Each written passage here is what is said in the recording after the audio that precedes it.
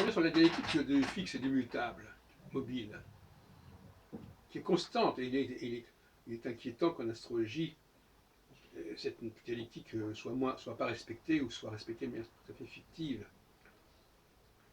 Quand par exemple nous avons une maison, nous vivons dans un lieu, eh bien nous y vivons, nous en sortons, nous y revenons. Hein.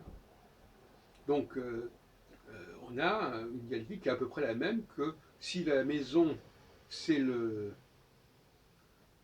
l'étoile fixe, eh bien le fait de partir, la personne qui vit dans cette maison et qui va se balader ou qui va travailler ou qui va se promener et qui revient, c'est la planète. Donc là c'est très simple, c'est des choses de la vie courante, c'est banal. Et l'astrologie telle que je la vois, elle ne dit pas autre chose.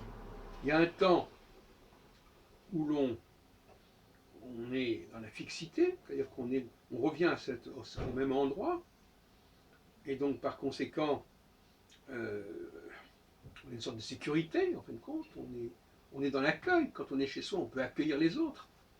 Quand on est en dehors de chez soi, on est dans une forme d'errance. Et l'errance, ça crée une certaine forme d'insécurité, si on veut, quelque part. D'où la dialectique yin-yang. Donc finalement, l'important, je crois, c'est de rester, de maintenir une certaine fixité. C'est-à-dire d'avoir un point de repère et un lieu où on peut revenir. C'est pour ça que la notion de sans domicile fixe, le mot fixe me paraît très important sur le plan du langage astrologique, parce que ce qui est fixe, justement, c'est l'endroit où on peut revenir. Quelqu'un qui ne met pas l'accent sur la fixité ne comprend pas l'expression sans domicile fixe. Sans domicile fixe, ça veut dire sans moyen de revenir au point de départ. Ce n'est pas le point de départ au sens strict, en tout cas, c'est quelque chose où il faut revenir, il faut y revenir, et il faut y revenir régulièrement. En l'occurrence, quand les gens habitent quelque part, tous les soirs, ils reviennent dormir chez eux, par exemple, ou manger chez eux, ou dîner chez eux. Et après, ils repartent.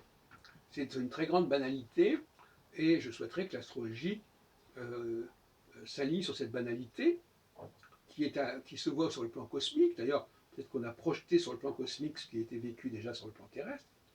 C'est-à-dire, voilà, il y a une étoile qui est fixe, qui ne bouge pas, et puis il y a une planète qui s'en éloigne, et puis qu'à un moment donné, il revient. C'est ce qu'on appelle la révolution, le retour.